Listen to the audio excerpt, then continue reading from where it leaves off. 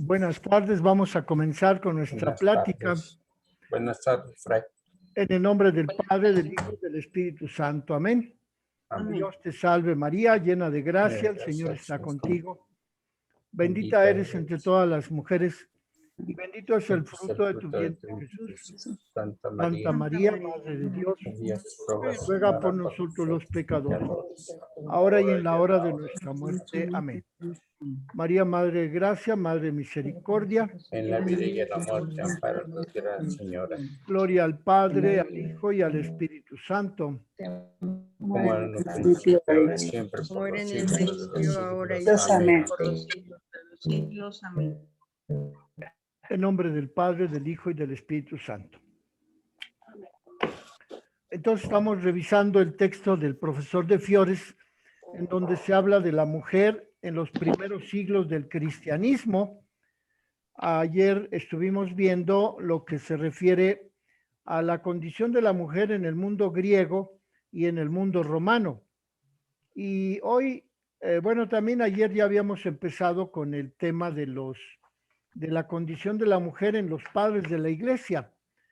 Estamos, como ven, en la temporada, en la época, se llama arcaica, de la historia universal, es decir, en la época que va del siglo IV antes de Cristo, o más o menos V antes de Cristo, al siglo I o II antes de Cristo. En esa época arcaica, el profesor de Fiores ubica la explicación de cómo la mujer en las sociedades semita, griega y romana, pues ocupaba un lugar secundario, aunque habla de que en la sociedad romana, pues hubo incluso mujeres que alcanzaron el nivel de preparación para ejercer la abogacía. Y esto pues da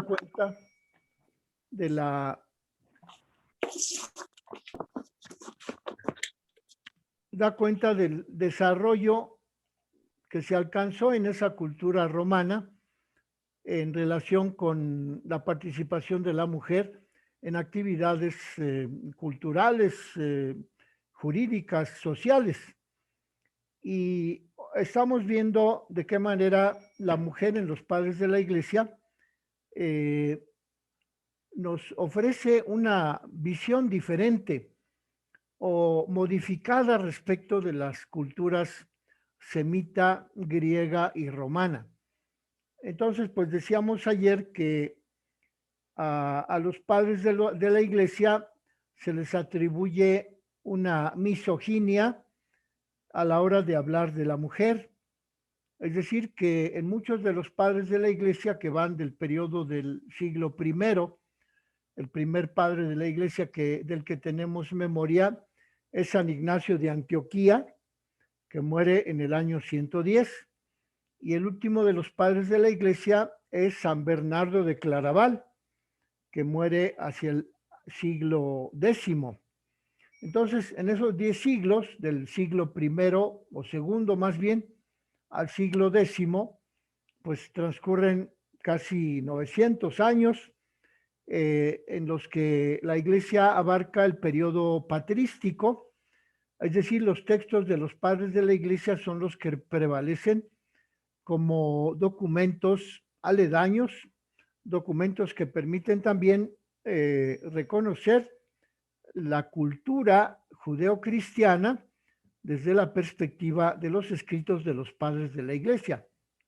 Aunque están influidos por las culturas romana, griega y semita, sin embargo, el profesor de Fiores presenta la faceta específica de cómo los padres de la iglesia también ofrecen una perspectiva adecuada al Evangelio acerca de la mujer.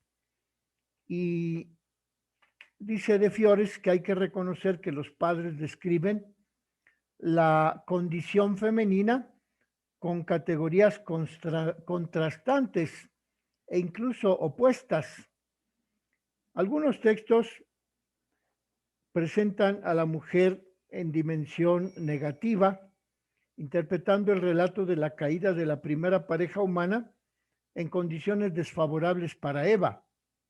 Y algunos padres le atribuyen a ella la mayor culpabilidad. El texto más famoso en este sentido es el que escribió el padre de la iglesia Tertuliano, en el que se refiere a el pecado de Eva diciendo lo siguiente. Tertuliano escribe así: tú eres la puerta del diablo, tú quebrantaste la prohibición del árbol, tú eres la primera que abandonó la ley divina, tú que convenciste tan fácilmente al hombre que es la imagen de Dios. Tu salario es la muerte, que supuso la muerte misma para el Hijo de Dios. Esto lo escribe Tertuliano en un texto que se llama Sobre el vestuario de las mujeres. Tertuliano, como sabemos, es del siglo IV después de Cristo y es considerado uno de los padres de la Iglesia porque también en sus escritos encontramos la fuente de la revelación. Aunque aquí se expresa de una manera más bien negativa acerca de la mujer. Pero dice Stefano de Fiores que aunque Tertuliano dice que la mujer Eva es la puerta del diablo, dice Stefano de Fiores que lo que hizo Eva no corresponde al proyecto de Dios, porque Dios creó a la pareja humana a su imagen y semejanza. Y Tertuliano se pronuncia a favor de la pareja humana, puesto que en el Génesis se dice, Dios vio que todo lo que había hecho era bueno, según el libro del Génesis, capítulo 1, versículo 27. De modo pues que los padres de la Iglesia aceptan la paridad entre los sexos y aunque protestan contra la legislación que discrimina a la mujer, como lo hace San Gregorio Nacianceno. Dice así el texto que nos ofrece el profesor de Fiores para constatar de qué manera Gregorio Nacianceno habla de la mujer dentro de este grupo de padres de la Iglesia. Dice así: la esposa que deshonra el lecho nupcial sufre las dos sanciones de la ley. En cambio, el hombre que engaña impunemente a su mujer, dice San Gregorio Nacianceno, yo no acepto esa legislación, aborrezco esa costumbre. Los hombres redactaron nuestro código legal y por tanto las mujeres quedan desfavorecidas en ese código de legislación, pero la voluntad de Dios es diferente. Es decir, aquí Gregorio Nacianceno sale en defensa de la mujer porque dice que cuando la esposa dentro de la cultura judeocristiana deshonra el lecho nupcial, sufre la sanción de la ley eclesiástica y de la ley civil. En cambio, el hombre no sufre ninguna de esas dos sanciones. Pero dice Gregorio Nacianceno que esto es contrario al pensamiento de Dios, porque la voluntad de Dios los hizo iguales. Al hombre y a la mujer los hizo imagen y semejanza de Dios. Vean pues que también entre los padres de la Iglesia hay una controversia acerca de la consideración de la mujer. Decíamos que Tertuliano la demoniza, es decir, le dice, tú eres la puerta del diablo. Tertuliano dice así acerca de la mujer del siglo IV. En cambio, Gregorio Nacianceno dice que los hombres piensan diferente de cómo Dios creó al hombre y la mujer, porque los hizo iguales. A los dos los designó como hombre y mujer, y los dos son creación divina, son semejanza, imagen y semejanza de Dios. De modo pues que entre los padres de la Iglesia destaca el pensamiento de la moral cristiana, en donde se reconoce la dignidad de la mujer, principalmente después de que se elaboró el concepto de persona, que como sabemos se elaboró de una manera ya cristiana a partir del concilio de Éfeso, cuando se proclama que Cristo es persona. Es decir, como toda persona tiene inteligencia, voluntad y libertad.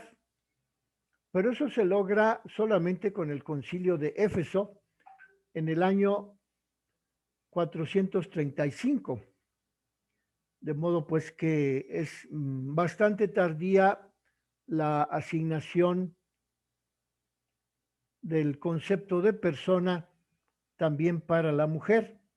A pesar de ello, en la Iglesia se luchó desde siempre contra el concubinato, contra el incesto, contra el abandono de los recién nacidos y contra el adulterio. Es decir, que la moral cristiana, desde los orígenes de la fe católica, desde que Cristo fundó su iglesia, desde que los apóstoles comenzaron a reunirse en grupos y fueron iluminados por el Espíritu Santo, se propugnó por esta moral cristiana que rechazaba el concubinato, el incesto, el abandono de los recién nacidos, el adulterio. Y entonces encontramos que allí hay algunos padres que defienden a la mujer y arremeten en contra de quienes llama mercaderes del matrimonio, es decir, aquellos que cambian mujer como si se tratara de manteles. Y con el mismo sentimiento de injusticia suscribe el acta de repudio. Según este autor, Asterio de Amasea, que es otro padre de la Iglesia del siglo VI, dice: ¿cómo separarte sin dolor de aquella a quien has asociado a tu vida? No como sierva ocasional, sino como hermana, como esposa, hermana por la creación y por los orígenes. Ustedes están formados ambos del mismo barro, de la misma arcilla, esposa por el vínculo conyugal y por el código del matrimonio. ¿Qué nudo quieres romper, tú que estás atado por la ley y por la naturaleza? Es decir, vean cómo aquí el autor, el padre de la Iglesia, Asterio de Amasea del siglo VI, defiende el matrimonio, defiende la dignidad y reprocha al hombre que quiere separarse de su esposa. San Juan Crisóstomo, que es otro de los padres de la Iglesia, también elogia a la familia, hasta el punto de llamarla iglesia en pequeño, y llega a presentar la doble belleza del espíritu y del cuerpo de Sara, esposa de Abraham, como modelo de las mujeres cristianas. Finalmente, la mujer iguala al varón, si no en la palabra y en la autoridad, sí al menos en el canto, pues colabora en la liturgia de la Iglesia, como lo hace notar San Ambrosio. Ambrosio, que ya es del siglo IV después de Cristo.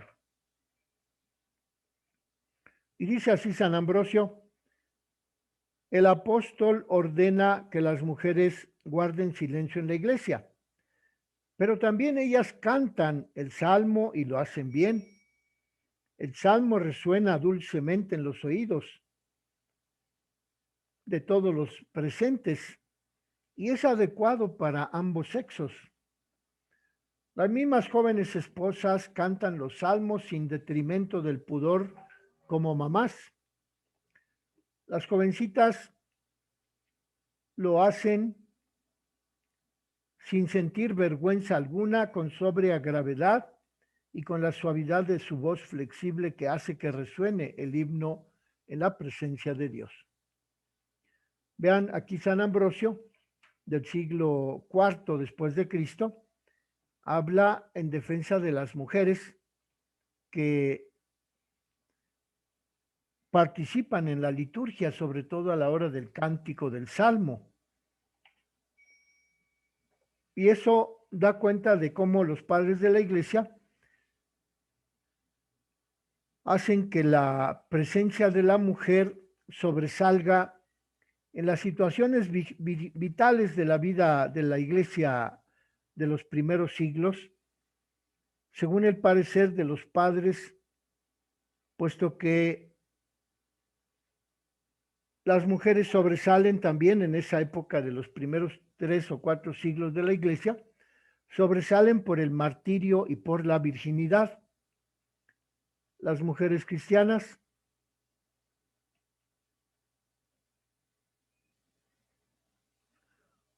sobresalen por esa razón.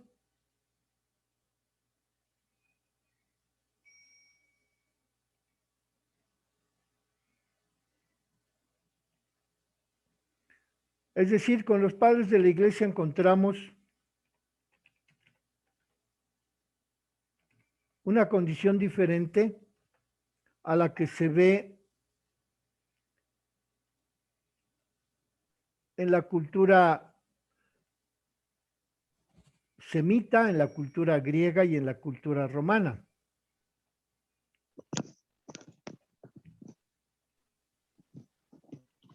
Puesto que sobre todo a la hora de la liturgia las mujeres pueden participar con el canto. Es lo que dice aquí el profesor Estefano de Fiores. Dice que las mujeres cristianas, que aunque siguen siendo frágiles y débiles, afrontan con justicia, con valentía, los suplicios y después de las persecuciones, el testimonio de ellas adquiere el semblante de la virginidad. De modo pues que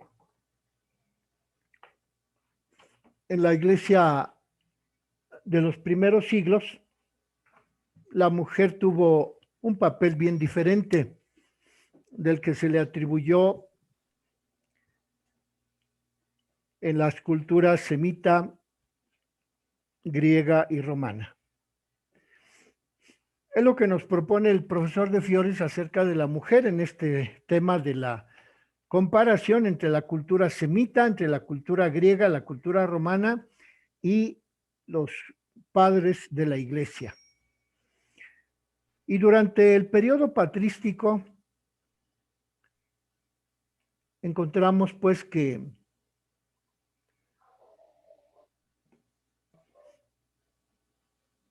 la situación de la mujer, según los padres de la Iglesia,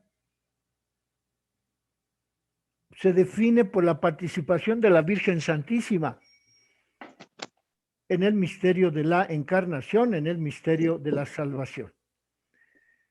Los padres consideran a María como la nueva Eva, es decir, sustituyen la imagen negativa de Eva, aquella que decía el padre de la Iglesia que era la puerta del diablo, el padre de la Iglesia Tertuliano, pero en general los padres de la Iglesia superan esa condición, esa consideración de la mujer, porque la identifican con la nueva Eva, que es la Virgen María. Y con ello descubren los parámetros de la mujer como protagonista de la historia mediante una participación consciente y determinante. María no es una fracción pasiva y anónima de un grupo familiar, sino que es una mujer que colabora con Cristo en la redención de la humanidad y repara los daños originados por la progenitora Eva. Es lo que nos dice el profesor de Fiores acerca de la consideración de la mujer en los padres de la Iglesia desde el punto de vista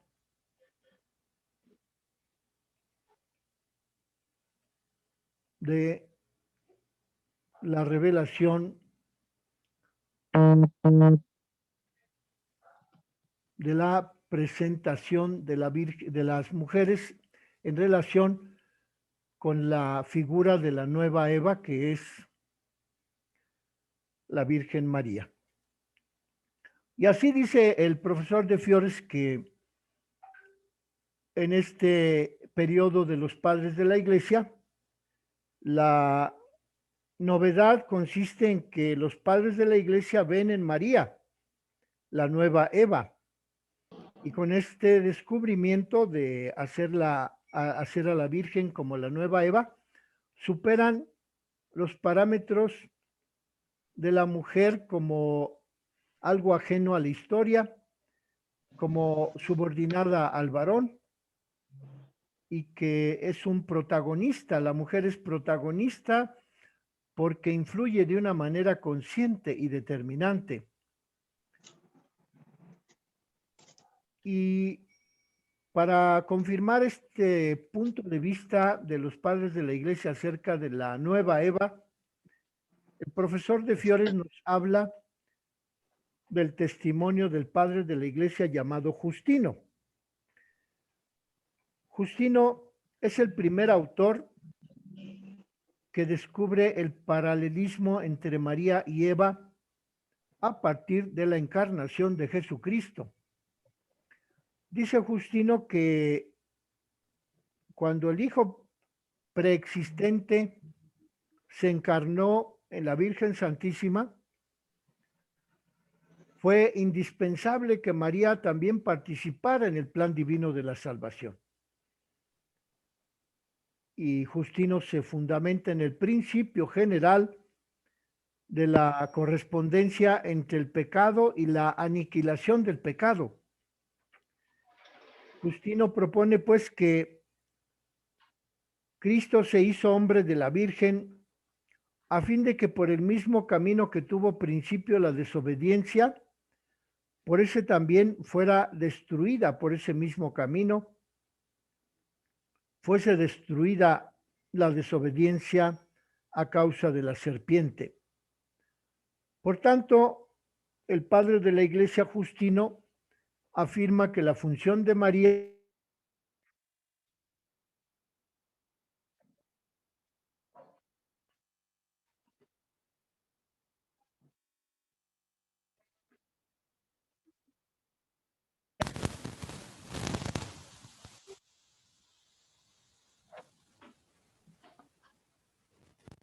Justino pues dice que la Virgen María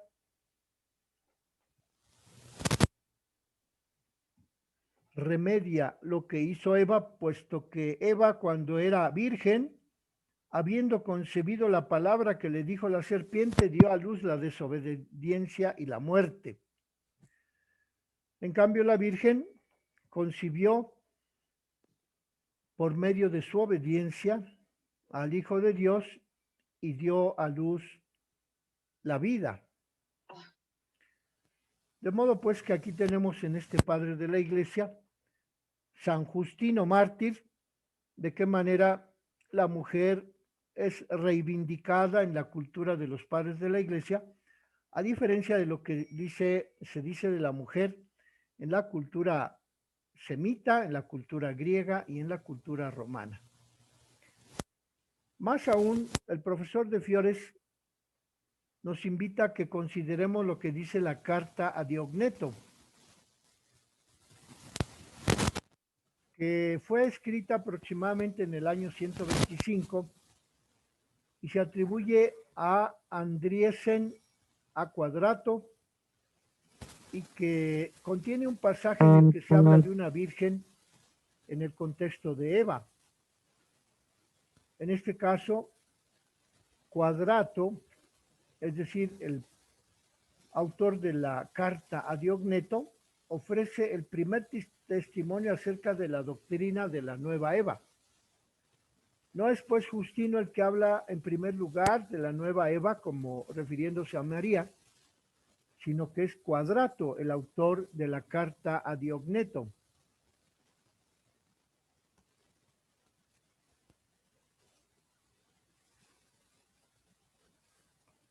Dice pues que Quadrato es el que ofrece el primer testimonio acerca de la nueva Eva. En esta hipótesis hay muchos autores que no aceptan esa afirmación, puesto que dicen que el texto acerca de la Virgen no se refiere a María, sino a Eva, y que la carta a Diogneto no puede atribuirse a Quadrato, porque su composición debe situarse hacia el año 200. Y esto pues presupone que el texto de la carta a Diogneto se refiere principalmente a José, a quien se compara con Eva seducida por la serpiente. De modo pues que aunque hay dudas acerca de quién fue el primero de los padres de la iglesia que habló del paralelismo entre Eva y María, podemos decir que la carta a Diogneto del año 125 es el primer documento en donde se plantea ese paralelismo entre Eva y María, y por ello podemos afirmar que la dignificación de la mujer, según ese paralelismo, según la participación de la Virgen, de la mujer en la redención, al ser llamada María Nueva Eva, es del siglo II, del año 125, de cuando fue escrita la carta a Diogneto.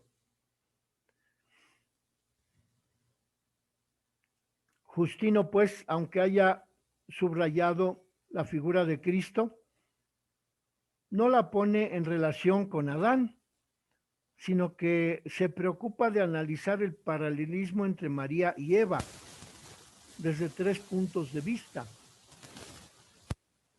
la condición de la virginidad, el procedimiento que induce a Eva a consentir en lo que le dice la serpiente, y las consecuencias de la desobediencia y de la muerte en Eva, y las consecuencias de la obediencia y de la generación de Cristo a causa de la obediencia de María y de Cristo en la obra de la salvación. Vean ustedes pues que el profesor de Fiores defiende la posición de Quadrato, que es el autor de la carta a Diogneto del año 125, y propone el profesor de Fiores que es el autor más antiguo, que se refiere a la revaloración de la mujer, como al presentar a María como nueva Eva en esa carta a Diogneto, aunque después Justino Mártir, que escribe en el siglo III después de Cristo, ahí ya se explica de una manera más amplia de qué manera la Virgen María es la nueva Eva, puesto que con su obediencia deshizo el nudo que había atado Eva con su desobediencia al principio de la creación de la humanidad. Justino pues subraya que la figura de Cristo es lo más importante, aunque no pone en relación a Jesucristo con Adán, pero sí se ocupa de poner el paralelismo entre María y Eva. Después tenemos al Santo Padre Ireneo, que también defiende el paralelismo entre Eva y María. Entonces hasta ahora van 3 testimonios que nos ofrece el profesor de Fiores acerca de esa revaloración de la mujer en la cultura, pues propiamente ya cristiana, sobre todo al referirse el profesor de Fiores a los padres de la iglesia, a sus documentos, a los escritos que nos han dejado como herencia para comprender nuestra fe católica desde una manera, desde un punto de vista original, desde el punto de vista de cómo la fe católica, el Espíritu Santo, infundió a los apóstoles y a sus discípulos, que fueron los padres de la iglesia, esa sabiduría que era necesaria para que la iglesia continuara a lo largo de los siglos. Y esa sabiduría incluye la dignificación de la mujer al rechazar que la mujer haya tenido un papel negativo desde la creación del mundo, y más bien los padres de la iglesia revaloran la posición de la mujer al hablar de María como nueva Eva. Y entonces tenemos al otro padre de la iglesia, que es Ireneo, que también revalora la figura de la Virgen Santísima frente a la figura de Eva. Y lo hace con mayor vigor teológico. En su obra contra los herejes, contra las herejías, Ireneo parte del plan de la salvación, en el que encuentra la armonía, porque en el Padre no hay nada de incoherente, dice San Ireneo. Esta coherencia en el plan del Padre supone dos principios: la recapitulación y la recirculación, que se aplican principalmente a Cristo, que recapituló en sí todas las cosas, pero que también se aplican a María, porque gracias a ella, tanto la recapitulación como la recirculación ofrecen una perspectiva de novedad en la cultura de la redención, en los textos sagrados, en la Iglesia Católica, en los escritos de los padres de la Iglesia. Sobre la correspondencia de esta comparación de María y Eva, María en quien se recapitula y en quien recircula la redención, encontramos el testimonio del Santo Padre Ireneo, obispo de León, puesto que nos dice que Cristo es el segundo Adán que recapitula el primer Adán, y ese segundo Adán produce frutos de vida para los hombres que en un tiempo estaban muertos. Y también Ireneo acentúa la presencia de María como causa de salvación, en contraposición con Eva, como exigencia de la recapitulación. Van entonces a los términos que recurren los santos padres para que la valoración de la mujer en sus escritos vuelva a tomar un aspecto de colaboración con Dios, de participación en la redención, puesto que si Cristo recapitula la creación y en él vuelven a circular todas las cosas, pues la causa por la cual Jesucristo lleva a cabo esa recapitulación y esa recirculación es nada menos que la participación de la Virgen María en la obra de la salvación. Y entonces dice el profesor de Fiores que Ireneo propone la recapitulación en Cristo, y en él se producen frutos de vida para los hombres. También la Virgen Santísima, dice Ireneo, es causa de salvación, en contraposición con Eva, que fue causa de perdición. Y cita el profesor de Fiores un texto del Santo Padre Ireneo, que dice así: paralelamente se halla obediente la Virgen María cuando dice: he aquí la sierva del Señor. En cambio, Eva desobedeció y fue desobediente mientras aún era virgen.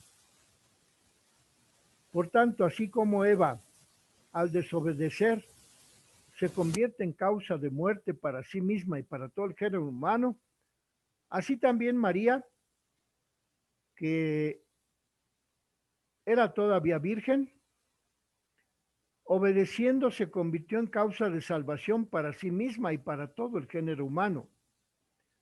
Y de este modo, dice Ireneo, la Virgen se convirtió en causa de salvación para sí misma y para todo el género humano, y el nudo de la desobediencia que Eva había atado se desató gracias a la obediencia de María. Lo que nos había dado Eva por su incredulidad, María lo deshizo por medio de su fe. Y es así como en los padres de la Iglesia la figura de la mujer toma una nueva valoración porque participa, es condición, es la premisa por medio de la cual Dios realiza la salvación del género humano en Jesucristo, desde luego haciendo que la mujer, la Virgen María, recapitule y recircule lo que Eva destruyó, lo que Eva hizo con su desobediencia, y se recapitula en la obediencia de la Virgen para que Cristo pudiera llevar a cabo la redención, la salvación.